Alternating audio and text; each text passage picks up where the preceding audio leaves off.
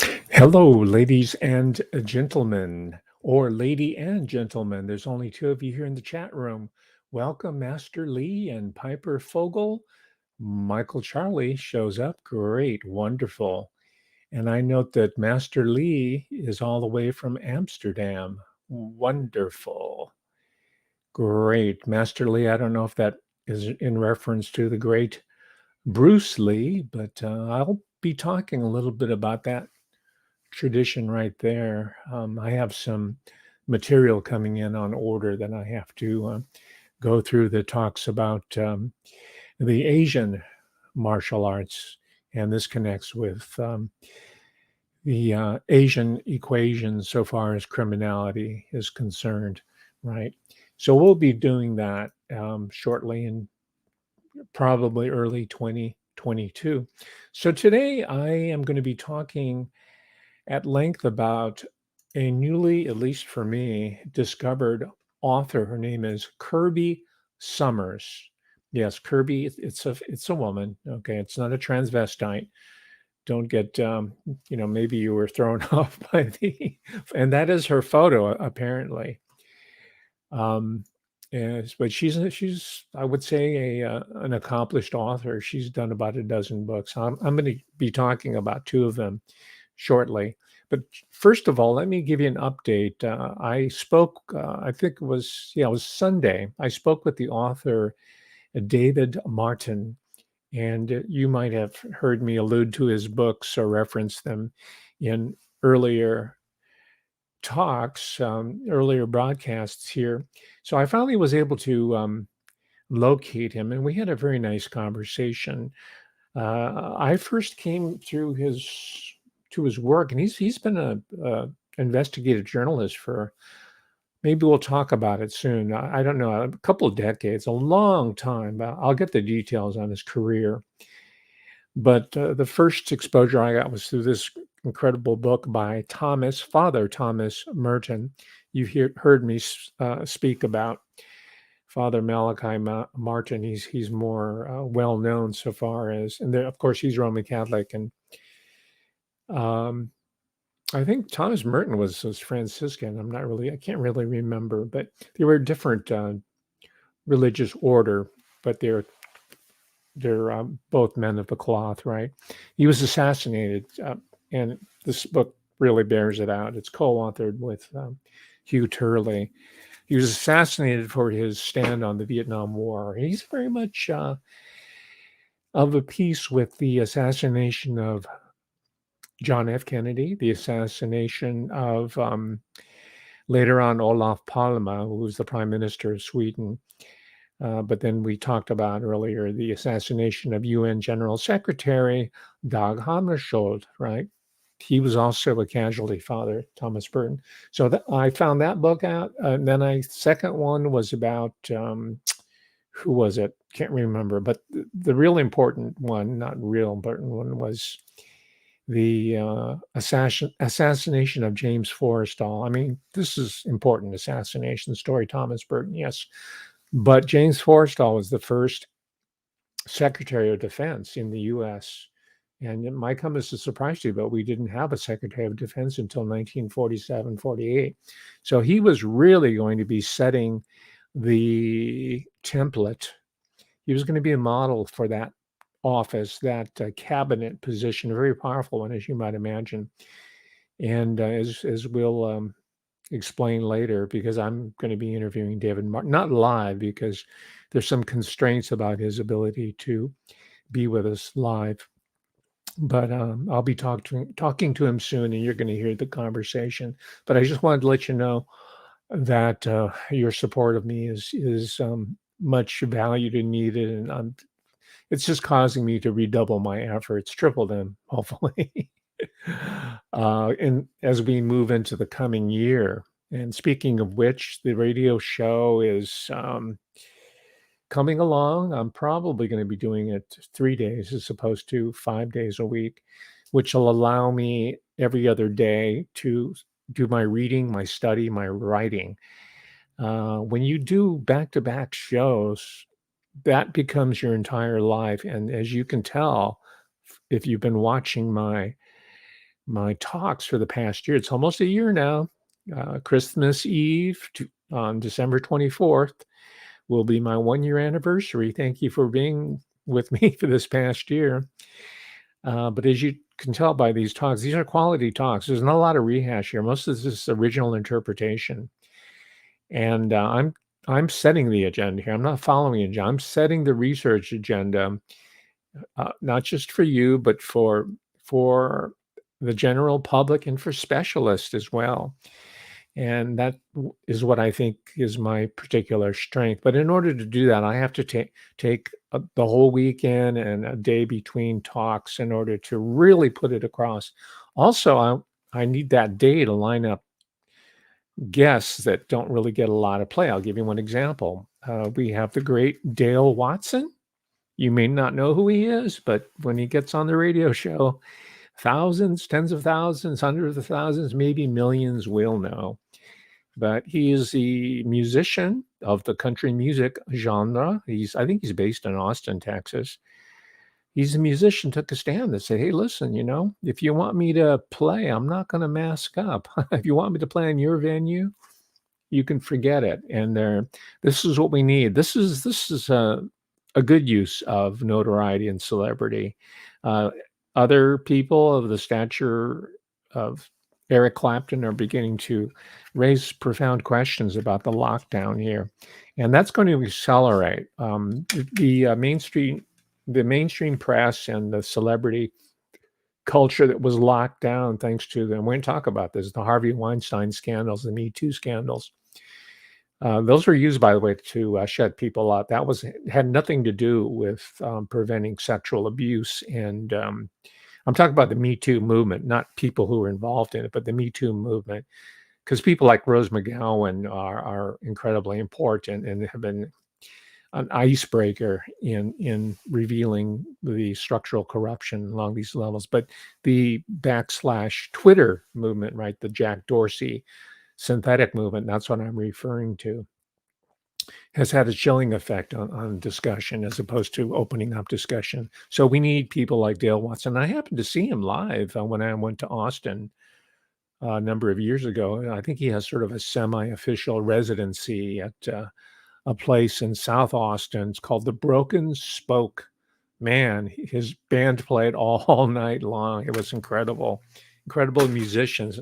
He's an incredible songwriter and really good dancing. It's a huge dance floor there. And these are all just everyday people. Man, the dance skills are just, that in itself is an incredible show. Then you have the live music of Dale Watson. So I want to get people like that. Marty Stewart, another country musician, is going to have a book. I found out that's going to drop in June of 2022. I'd like to have him on a radio show before that happens, or around the time that it comes out, so that you can just run to the bookstore, order it. And I was listening to it last night. I guess the CD is still in the player here. It's called Ghost Train. He's an incredible writer. And I'm finding that he's not just only, but he's an incredible musician. We know that. Songwriter. But he's a general overall artist. He does photography. He's kind of a curator of the history of Americana music, a cultural historian, and just an incredible individual. So I definitely want to get. So this is why I need that space in there to line up people and perhaps have a pre-conversation with these individuals. So that's coming up for 2022. Now, let's launch in today's talk. Now, originally, this is from my Patreon. I'm sorry to disappoint you, and I didn't intend to mislead you here, but I originally was going to give a talk today, Tuesday, on the Joker, right? My gosh, I finally got around to seeing it a few months ago. And it lived up to the hype. And that's one of the reasons why I didn't jump on it, because it got 11 Academy Award nominations. I think they walked away with 2, including Best Actor for Joaquin Phoenix, who I've been mixed about, his little act on the Letterman show and all that. But he's for real. He's one of those. he's an actor's actor, and he's one of us, obviously, even though he doesn't go around promoting himself. But I was just intrigued by his characterization that he rendered of Arthur Fleck. What a great name! And the director himself, what's his name? I can't remember offhand.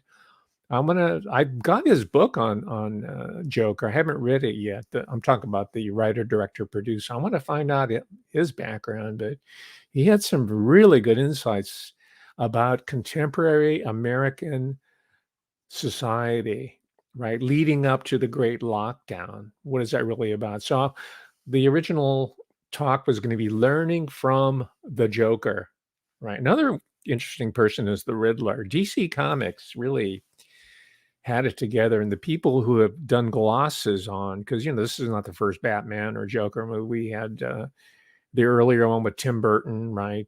Bruce, was it Bruce Willis? The Joker was Jack Nicholson, right? It's been done already, but this one here is something special. I've seen them all, so I was going to do that, and the reason I wanted to do it, here's the, not just because there's lots of material on the Joker. There's people who do film on the Joker, how to build narrative suspense and acting on, sort of a film student geek out on the Joker. And there's all these interpretations and reaction videos and all that. I'm interested in Arthur Fleck because after going through a year of horror, I'm talking about this channel here, and talking about all the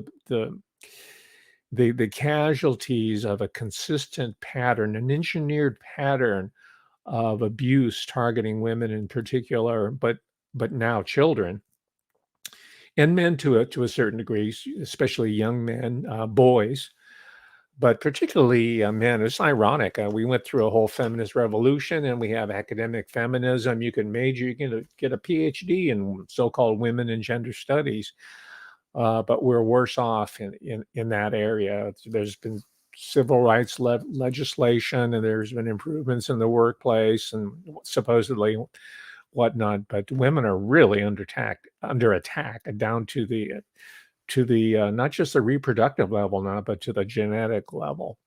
So after a year of that, like you, I don't want to hear what's his name, Ben Shapiro, and all these fear porn people, the auctioneer, Stu Peters TV, and these other characters who've been crawling out of the woodwork saying, "Yeah, I'm going to be the next Alex Jones." You know what that does? That works for the other side. And to use the rhetoric or the terminology of trauma, they're just re-traumatizing us every day for hours on end. And I'm not going to contribute to that. I'm looking for solutions because our natural state of being is one of health and integration and happiness and love and fulfillment and strength. That is what humanity is about. But when you hear these people, supposedly they're independent media, they're non-MSM, and oh my gosh, isn't CNN terrible? Oh, that's awful. Look what Netflix is doing. It's all owned by the Chacams. You hear that over and over again, and that's just serving the other side. Maybe you are the other side. My gosh. And I'm beginning to get hip to this. Maybe Donald Trump was a setup all along. Maybe he just wanted to capitalize his next business enterprise called Trumpola Media by doing a public offering on Wall Street. Man, if that's so, you're going to be hearing me more going on former President Donald Trump, and I'm going to go in on Dr. Rand Paul. We elected him to the U.S. Senate to represent the will of the people, and he's gone into the tank, and that's a disappointment. He comes from the tree of Ron Paul, the great Dr. Ron Paul, Representative Ron Paul. You know who he is. And it's just sickening that these individuals like that are sitting on the sideline while people are dropping like flies or suffering permanent injury. But they'll be held accountable by not just people like me, but by the court of public opinion, or maybe the court itself, like as in Nuremberg court. So we're not going to do Joaquin Phoenix now. I'm not going to do the Joker for you, maybe. But we have much to learn from Arthur Fleck. We don't have anything to learn from Stu Peters or Ben Shapiro or Dan Bongino. These are the re-traumatization experts. So, and that's why I was going to talk about the Joker, because I wanted to deal with so-called trauma theory as part of this healing that I'm exploring, right? That natural state of human existence, which is one of harmony and tranquility and peace, right? We forget we've been subjected to a lot of consistent pattern of engineered abuse for the past 2 years in particular, but it seems like all my life I've been enduring it.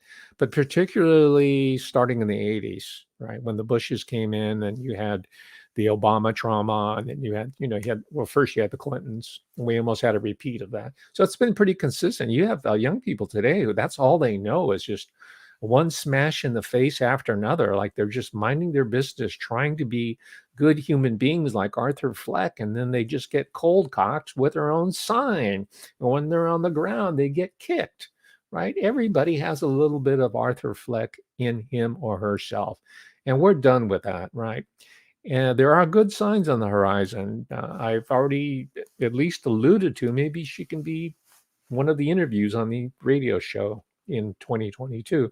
But I've alluded to the most recent book by Kathy O'Brien. Most of you know the incredible hell she went through from childhood through a good part of her adulthood, and how she managed to break free of that and find love and reach this state of post trauma. It's not even trauma anymore. She's reached a state of humanity. She did it through writing, and that is our best hope right now. We can't depend on the U.S. Senate. There's Dr. Rand Paul who's going to the tank.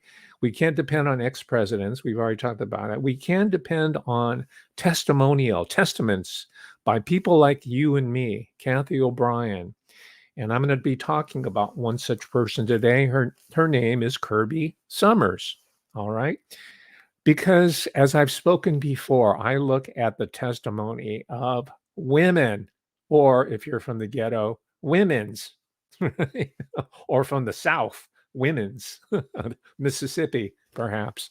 By the way, the book by Marty Stewart is going to be published by University of Mississippi Press. It's one of those new publishing concerns that are not under the control of New York City or London, right? Oxford University Press and the whole establishment there. See, we're making progress. We're having these regional publishers coming up here, as well as self-publishers like Kirby Sommers herself, who are breaking the monopoly that these individuals so dearly thought they'd have in the bag by now. So wrong they were, right? So I've mentioned before, if you've been watching for the past year, that this notion of trauma, it's not a notion, it's a reality. Trauma, let's say, is gendered. It's been focusing on women since the 60s in the guise of the women's movement. Originally, the women's movement, women's liberation was okay when it was organic, just like the civil rights movement when it was organic was fine, and the gay rights, it was fine. But you find over and over again that the intelligence agencies, once they see an organic movement, a social movement, political movement, start to unfold and express the true will of the people, they'll infiltrate it and they'll take it over. So all those movements have zero to do with what they were originally inspired to do, which is to bring love and humanity here on Earth. And the same goes true with the Republican Party, the conservative. You know about QAnon, you know about the setup of January 6th, and you know all these so-called independent news media people who are really, if not officially assets, but are working on the behalf of the establishment by keeping us in a perpetual state of fear and impotence. Right? We're not going to do impotence anymore. We're not going to do fear anymore. And my gosh, I'm not going to go through the whole list, but from V.C. Andrews through Patricia Highsmith, we looked at the biography of Rosemary Kennedy, who was one of the first people to go through lobotomy, psychosurgery. Now they do it through pharmaceuticals. I've talked about actresses and other types of celebrity, high-profile people, and then most recently, we learned a lot through the perspective, maybe unwittingly, of the former wife, the widow of Robert Maxwell. That's Betty Maxwell, a huge biography that she did, and I read most of it, and I shared with you some of the great insights that she revealed. She's also the mother of Ghislaine Maxwell, as we'll be speaking of today. So, along these lines of looking at women's perspectives, whether it's through fiction, film, biography, autobiography, I ordered the Kirby Sommers book. And I have to be frank with you, I didn't really have much expectation of this first book that I've ordered two. First, I ordered three, and I said, well, maybe I should order two because maybe she's terrible. So I just came up with two. Now I've ordered the whole set, like, through the retailer that ate the world. Now they're all going to come to me, and I'm going to go through. I'm going to support her, and her writing's good, right? But I didn't have much hope for this book, and it's titled. Here it is, right here. It's The Billionaire's Woman. Subtitled Memoir of a Sex Slave. Okay, does that sound like a book that's going to really, there's going to be a lot of salacious material in there? Yeah, just by the title, you know that. And I've read tons of books that are just overtly salacious or incidentally salacious, or are critiques of such and such that are kind of like genteel porn, really. They're just sort of soft core porn in the guise of something else. But this wasn't one of these books. This is a book. Don't be put off by the title. Do not, and I'm not. I read everything because I found that oftentimes you are pleasantly surprised. This is a great find, because contrary to the sensational title, this book is full of incredible, not just information. A lot of this information you can get open source. If you've been following Jeffrey Epstein and the Ghislaine Maxwell, that whole thread, there's all kinds of material out there, from indie sources through corporate press, that's in here. But what I find that distinguishes Kirby Sommers, from the rest of them, is that she was an integral part of this world, and that alone is not enough, right? She also has a writer's perception. She has an artist's understanding. She can stand out of herself and objectively assess what she is and who the people around her, what they're about. And she's also done her own extra textual research. She's gone through other books. So one of the people she keeps mentioning, for example, in the second book, it's the third edition, by the way. This is the one. This was kind of like a prelude. I think I don't think it was the first book, but this is the first autobiographical book. But this is the one that really said, my gosh, Kirby Sommers is a major talent. This one's titled Jeffrey Epstein, subtitled Predator Spy. Okay.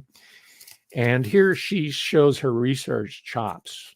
Here's where she shows that she goes to the books. And one of them, by the way, was one I was alluding to when I did the talk on Betty Maxwell. And that's the book called Israel Super Spy. That's the one by a guy named Dillon, Dillon, and my deceased acquaintance, the person I went and visited at his home in Bath, England, Gordon Thomas, right? So she has consulted that book, and she's favorably disposed to it. The Dillon and the / Thomas. By the way, Gordon Thomas was related to Dillon Thomas. Dillon, his co-author, spelled Dillon, not Dylan. And Bob Dylan, by the way, took that name for his Robert Zimmerman became, Bob Dylan. But Gordon Thomas was really, he told me this himself, related by blood to Dillon Thomas.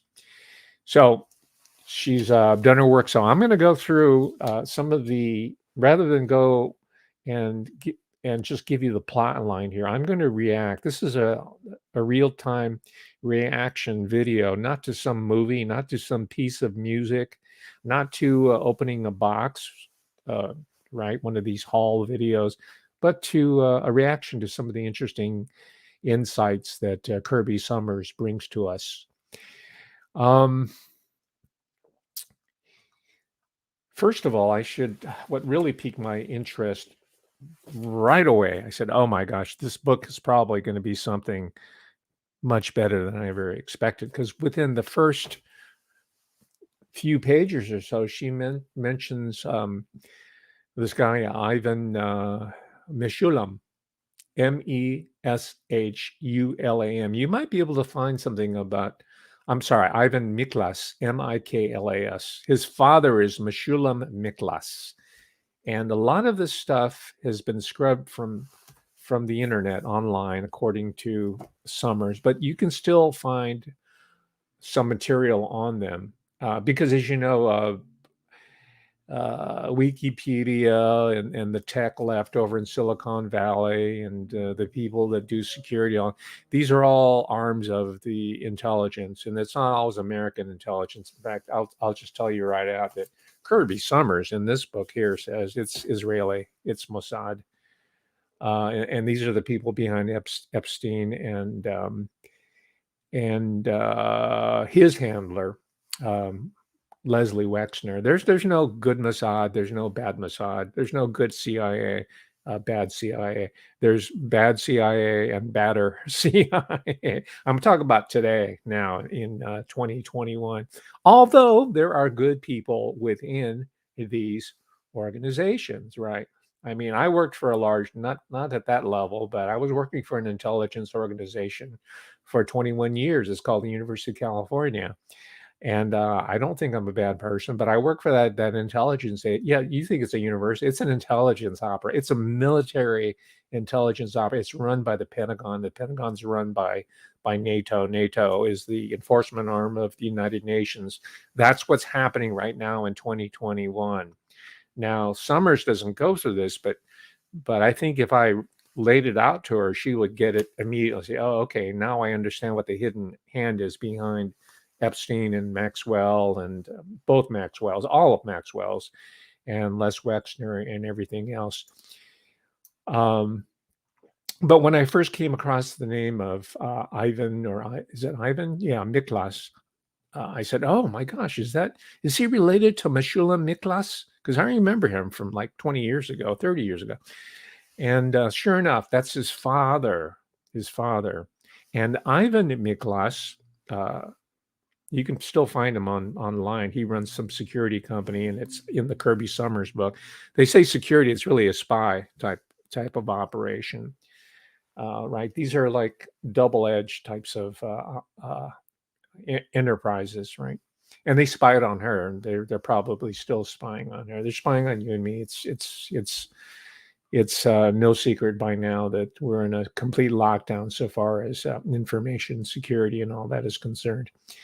But so I recall that immediately, and I said, "Okay, Meshulam Miklas," and I remembered back. Maybe if you're old enough, you recall this wannabe celebrity. She was one of the early prefab celebrities that later we became used to, such as the Kardashians and the Hilton girl, right? Perry Hilton and her sister. I call her Perry because I want to give her a little bit of class. Right?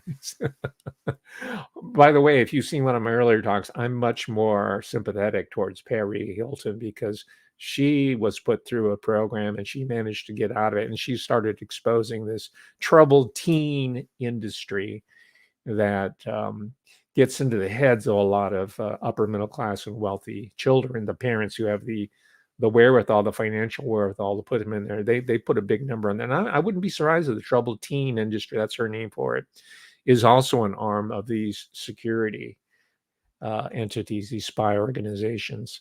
So you might remember if you're of a certain age, this fabricated this celebrity by the name of Pia Zadora, Pia, Pia Zadora. Let's see. Let me look in the chat room. Deborah Johnson, do you remember? Mark Galick, Jane,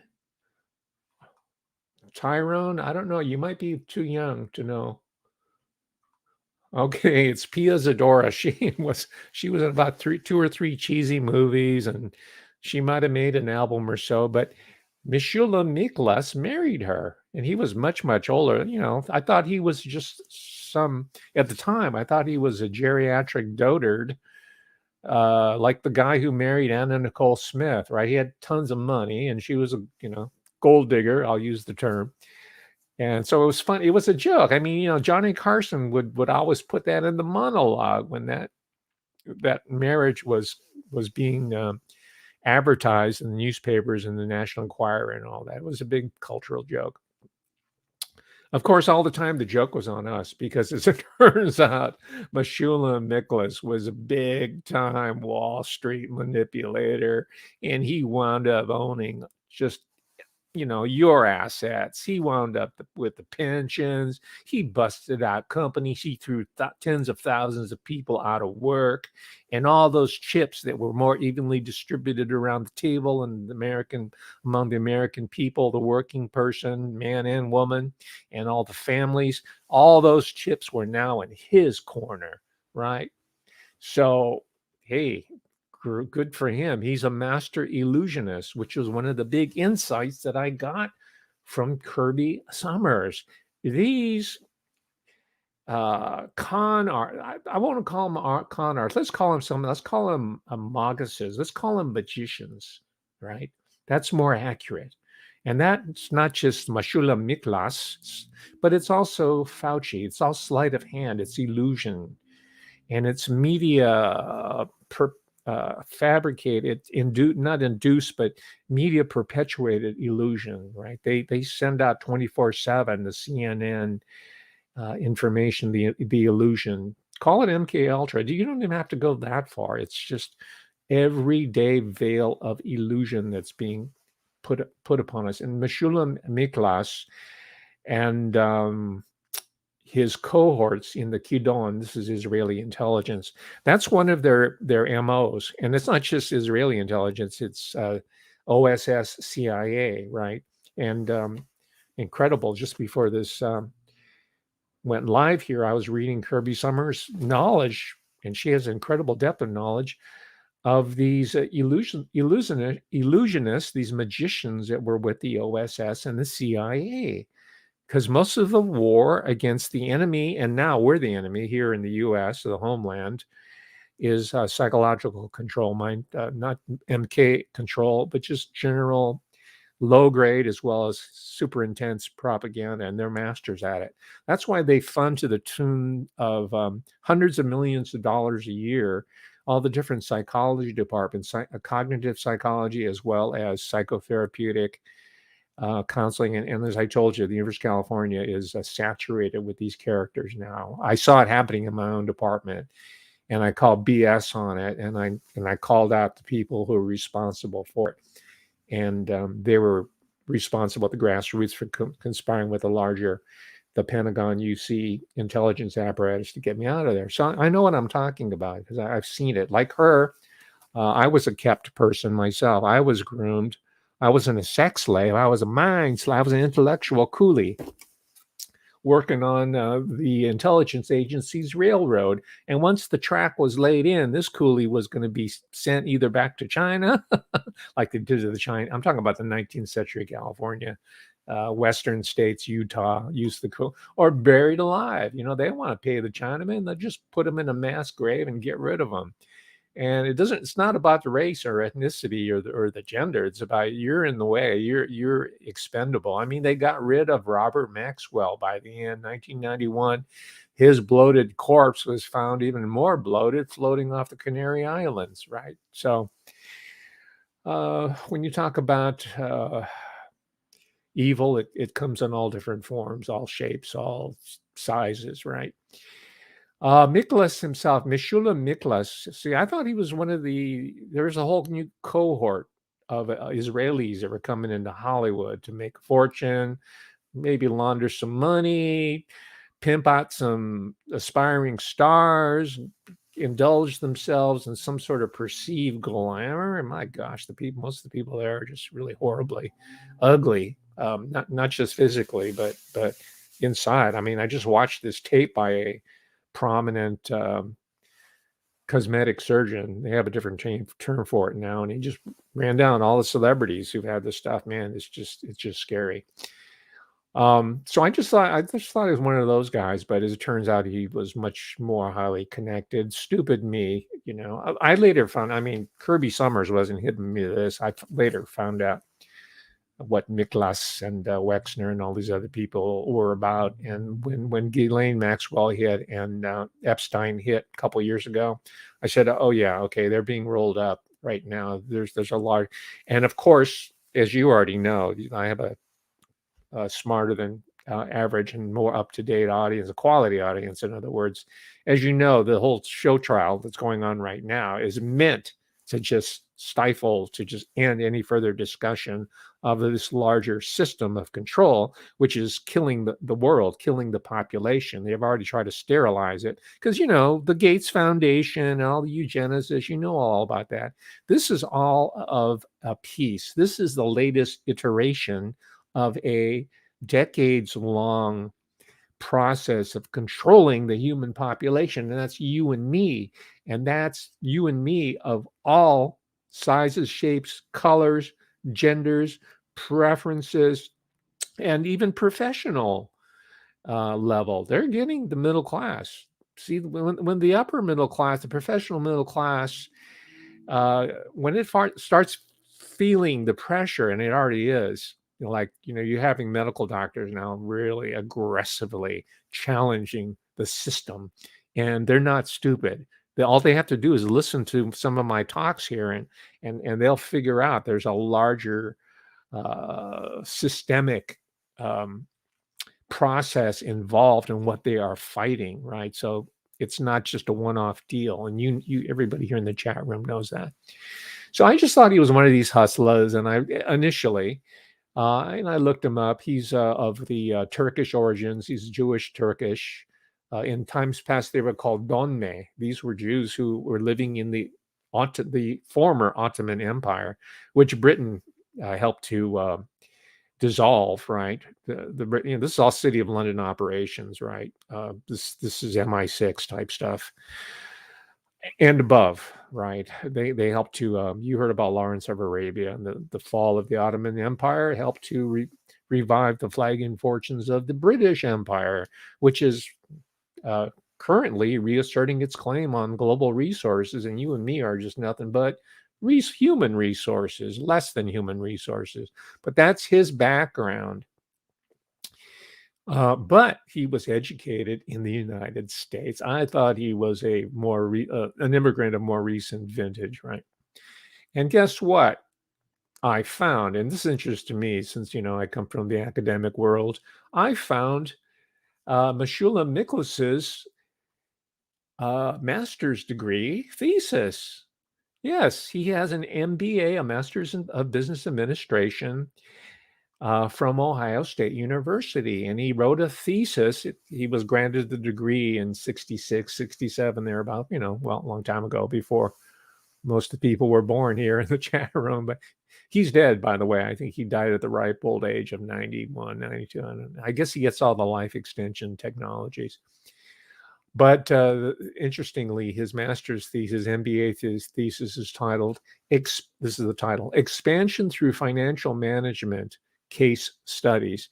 And that's sort of a euphemism for plundering targeted corporations and taking them over and then selling off their assets and firing all their employees, plundering their pension plans, and then using them as vehicles for spy operations and smuggling and all kinds of international commerce and every single illicit type of activity that the depraved human imagination can arrive at.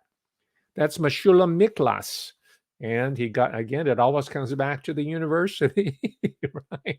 I'm sure the professor who oversaw his thesis had no idea what was really in the background of Nicholas's mind and where he was going to wind up. It's an 80 plus page MFA thesis. And by the way, I'll post, I think it's public domain. I'll post it on my Patreon just for you.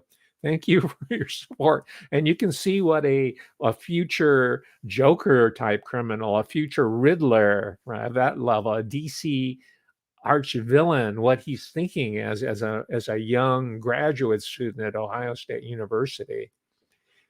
And you think all the crime comes out of New York City? You think all the crime comes out of LA or San Francisco? Man, you better rethink it. It comes out everywhere in America, including the Midwest. And I happen to like the Midwest. It comes out of the South, Arkansas. You know about the Clinton. You know about Bill Clinton. You know about Hope, Arkansas. Come on.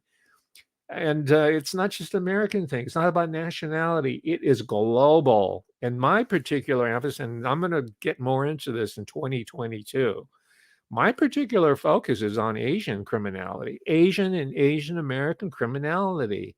Don't you want to like spread out beyond the Sicilian, or Jewish mafia, or the Ukrainians or whoever else, or the Black Mafia family, or the Latinos or El Chapo?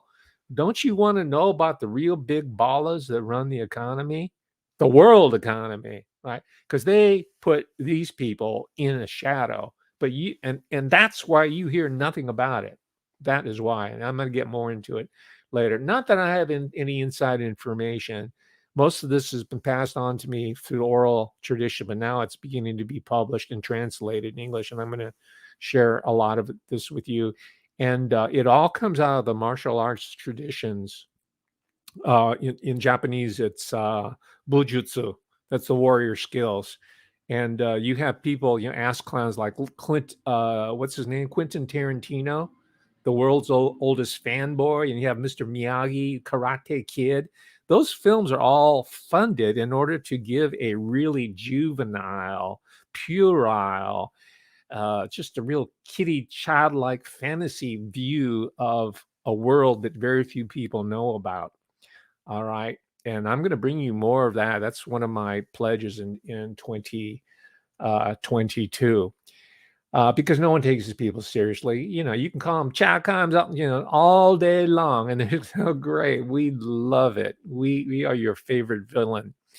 You know who did know what's up? And sorry, I've hardly even gotten into Kirby Sommers yet, but you know who did understand was one and only Ian Fleming, right? And I've revisited Ian Fleming, right? And I'm revisiting not as a teenager when I was reading this stuff in junior high school, but as a grown man who's had some life experience and whose profession had to do with studying the New World Order. And he understands the role of the Ibero-Pacific Rim. See, we're Atlantic focused for the most part. He understands. Where did he retire to? He retired in Jamaica, Golden Eye, right? And he was always fighting these Asiatic Oriental criminals. It's in Dr. No, but he's fighting them from the very first book, Casino Royale.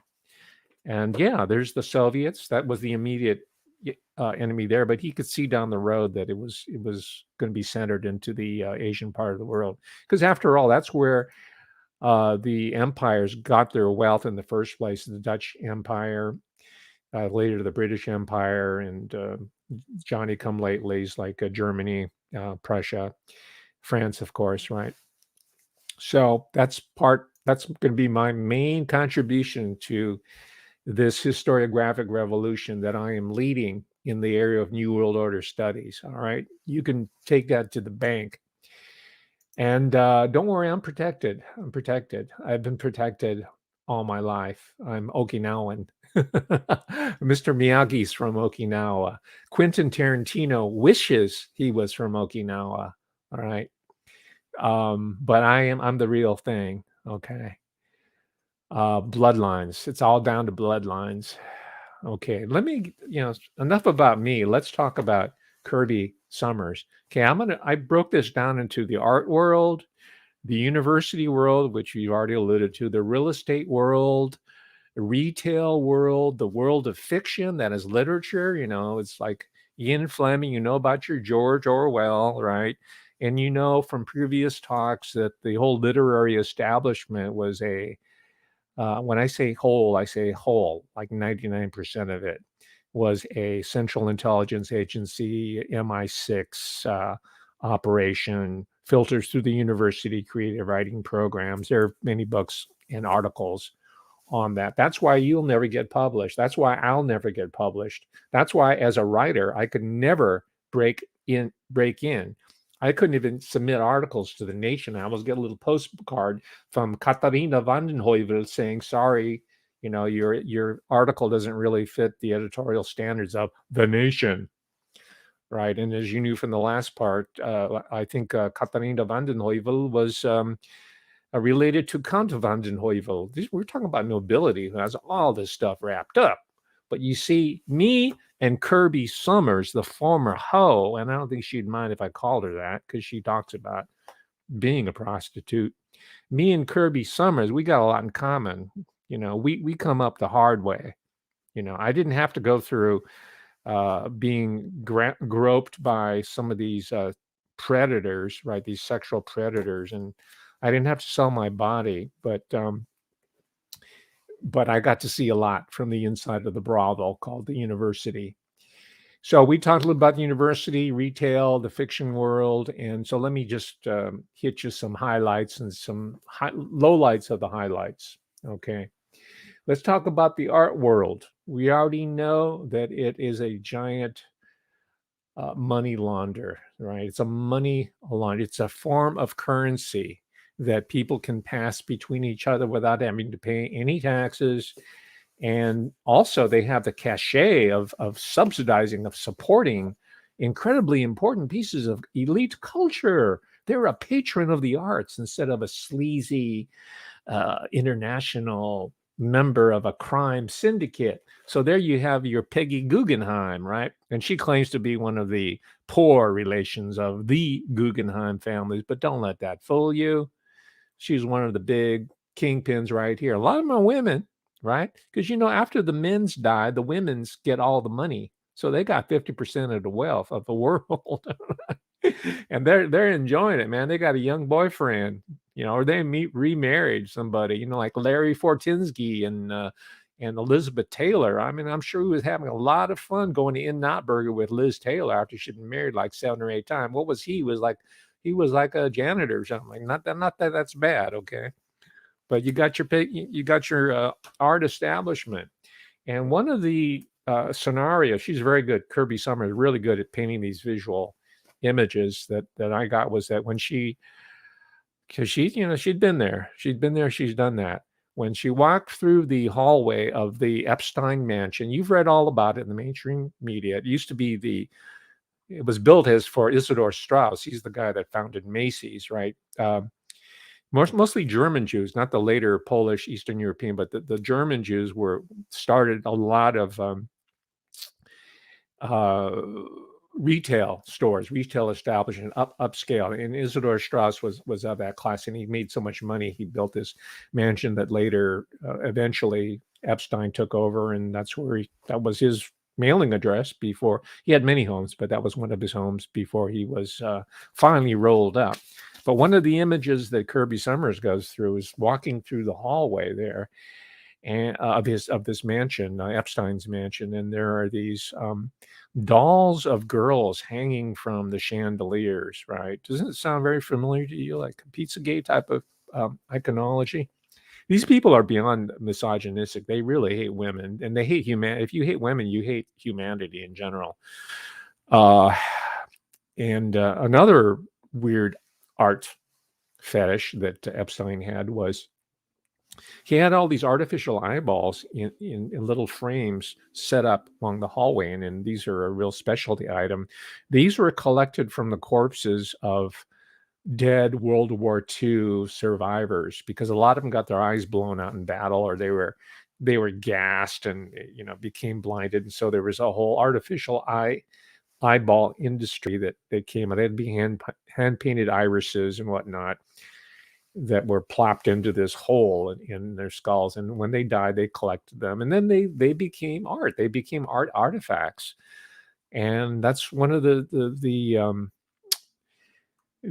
commonalities of these miscreants. And we have to invent a new word. Miscreant is too mild, but these fetishists of morbidity, let's call it. And contemporary art is very much devoted to this, with Robert Mapplethorpe or Mapplethorpe, and you name it. You know about what's her face, Maria Abramovich, but she's just one of the more out there artists who are getting all these grants from these family foundations to uglify.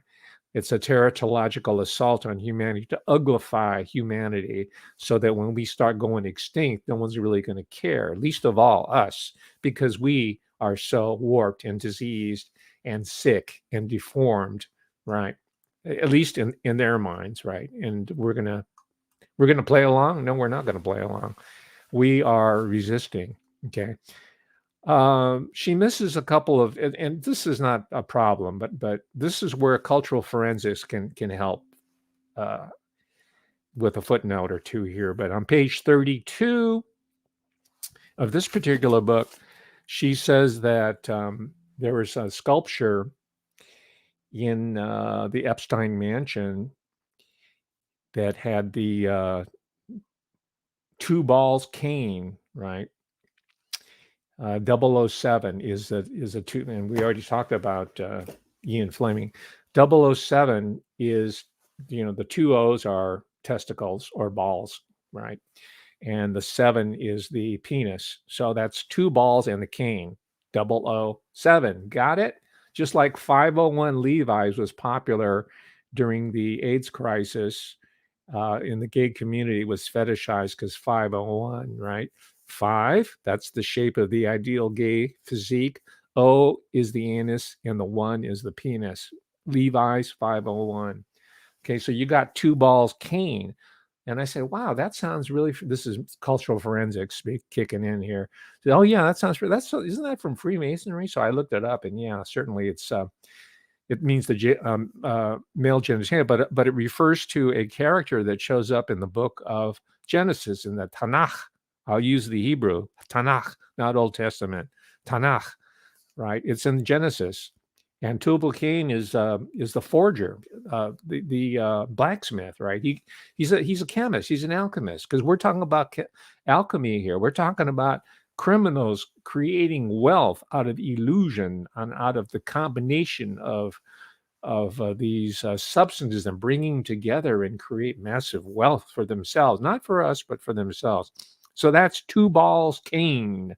Tubal Cain, as they say in Freemasonry. Look at the Eustace Mullins take on this after this cast here. Look under Tubal Cain, and you'll see the whole dark Gnostic history behind that migrated into Freemasonry. This is something that Kirby Sommers would be amenable to putting into her future work, because she's shown herself to be incredibly incisive and diligent in bringing all these different occult traditions to bear, and the secret intelligence organizations to bear, in what are autobiographical accounts of her own life. So what a testament we have here. Buy her, before I sign off in 7 minutes, buy her books after this show here. Support her. Get all, I think there's 5, and there might be more on her site, but get all of them, because these are gonna disappear real quick. Not just because they're gonna disappear, and you want a book that's now, you paid $15 for it, now it's gonna be worth 225. Not just for that reason, but for the information that it holds, that not even the so-called indie media, the fear porn dudes, right, who are saying, oh yeah, they're doing this, the crybabies, right, that just keep us riveted to their little channels, by crying and moaning about about information that we already know anyway, instead of looking for solutions. Get this book, or I'll get all of them by Kirby Sommers. I've gone and ordered the remainder of them. I think 3 more than that. So that's my pitch for her. I don't know who she is. I don't have an interest in her publishing an empire. Maybe I can get her on the show as a radio personality. It's going to be radio, so we're not going to see her. Her physical identity will be obscured. So that's something to work on. That's again why I need to have that schedule that I'm working with. So that's the art world. I haven't even scratched the surface of it. But Kirby Sommers is quite aware of how that articulates with this whole intelligence operation. Now, the university world, and of course, that attracts my attention because I also have a side stream called Collegiate Gothic, where I talk about criminality, murder, rape, mayhem, embezzlement that's unique to the university. And and most of you know about Epstein's relationship with MIT, and their director of the media program. What's it called? The Media Shop or the Media? It was started by one of the Negroponte people, by the way. I think it was Nicholas Negroponte. One of them. They're Greek American shipping people. They're affiliated with Intel and MIT in general, CIA. But their head of the media program, Joe Ito, a Japanese American, had to leave. I don't know where his sister, by the way, is an anthropologist who studies video games at the University of California, Irvine. So you know about that, but I don't know if you know about the Columbia University connection. And she details this. I said, wow. I said, man, Kirby Sommers, you've done your homework. And by the way, she's interested in university stuff because she is a bookish type person. I get the impression she'd rather be in her apartment, sitting around in sweats, reading fiction or writing or studying or looking at educational videos, not cat videos, on YouTube, right? Rather than being a prostitute or being the consort of Ivor Miklas or hanging out with Jeffrey Epstein. So, of course, she's going to focus on these institutions of higher learning. And she talks about Columbia University, and she talks about the Barr family relationship to Columbia University. You know about Donald Barr, right? And if you saw the show that I did with John O'Loughlin this past Thursday, we talked about Donald Barr, not just the spook, the spy, right? Who, as you know, hired he's the father of William Barr, but he hired Jeffrey Epstein to work at this exclusive private school, right? That's Donald Barr, and he's with intelligence. But he also, like a lot of these people, they are men and women of letters, and he wrote a science fiction novel called Space Relations, and this is all about sex slavery. Does it sound familiar? Yes. This is not just one of the motifs in their whole world and their fiction and their obsessions. This is really it's baked into their business model of how to run and control the world. So if we attack that and take that away from them, my gosh. And we're taken away from them by very, very simply reading and writing about it and discussing it amongst ourselves. By the way, if you're on my Patreon, I found a PDF of Space Relations for you, and it's there. It's out of copyright. It's public domain. Either that, or you can go to the retailer that ate the world. Here's the guy on the motorcycle. Can you hear him? Yeah. Don't worry. There's only one area of attack that I'm vulnerable to. But I have that covered. Okay. Oh man, I'd like to see one of these guys. I want to test my skills so bad, right now. But what was I saying about Columbia? Yeah, Donald Barr, Space Relations. You can get it on my Patreon site. as a thanks to your support. Or you can go to the retailer that ate the world and pay $225 for probably it's a crumbling browned copy, a paperback, cheesy paperback copy of Space Relations by Donald Barr. Man, this whole saga spans, it runs the gamut from the ludicrous, like some cheap 10-cent dime store space fiction novel called Space Relations. It runs from 10 cents all the way to incredible, untold, almost bottomless pit wealth, right? And Leslie Wexner is just the tip of the iceberg. We're talking about state level wealth we're dealing with. And we're talking about state actors that want to enslave all of humanity, not in outer space, but here on planet Earth. And you know how they're going about their business. I don't even have to use those terms and risk being banned by TubeU. You know already. You know more than I do. I hope that Kirby Sommers writes about one of their end game strategies on how to get rid of not just people like you and me, but just the rest of the world. We have no choice but to push forward and speak the truth. And we're getting there, ladies and gentlemen. You are protected. We are protected, and we are going to prevail over these people because we have God-given intelligence, creativity, and we have people like Kirby Sommers who are working. They've been through the mill, and they're sharing their insights, their life stories with us, just as Kathy O'Brien did before her, and many, many, many others. And you too, because this radio show is going to have a call-in feature, and we're going to be hearing a lot of interesting stories. They're not going to hopefully run too long because I only have limited time. But we're going to testament, right?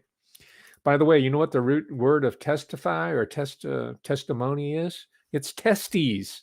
It's tubal cain, right? Because in the days of Roman law, in order for a free man to go into the dock and testify, he had to grab his nads. He had to grab his testes to testify. Say, yeah, I swear on my nads, that I'm telling you the truth and nothing but the truth. Or as I say, truth. All right, ladies and gentlemen, I'm sorry I didn't get more into the book. In a way, it's good because you can read about Roy Cohn, the attorney of Donald Trump. Donald Trump is all over in this book. That's why I kind of came out strong against him. I think he might have sold us out. But you know what? He might not have sold us out. We was never in to begin with, not in his world. So every day that passes where he keeps putting forth the illusion that he said, "Oh, I was hoodwinked. I was conned. I was misled by Dr." Yeah, I don't believe it anymore. Right. Every day that passes shows that it was an inside job. So, ladies and gentlemen, on a positive note, I'll see you back on Thursday, and maybe I'll get into Monsieur Dr. Pierre Janet, because he's one of the people I'm looking at to help heal our situation of collective traumatization. All right. We can do it. We can do it. This is not just some cheerleading exercise on my part. I'm not just a coach saying, yes, go out there, team, win, win, win. No. I know when the big momentum is going in our direction, and it is definitely going in our direction. And I think every one of you here in the live chat and those who watch the video afterwards, thank you for participating in this victory march, right? We're gonna end this situation, and we're gonna build anew, right? Even if it takes building a parallel economy, it can be done, right? Small minorities can make a huge difference on the larger system. It's been proven time and time again, and that includes you and me. So thank you very much. Peace out. We'll see you on Thursday. Have a good day, ladies and gentlemen. This is the Riddler checking out for today. Bye.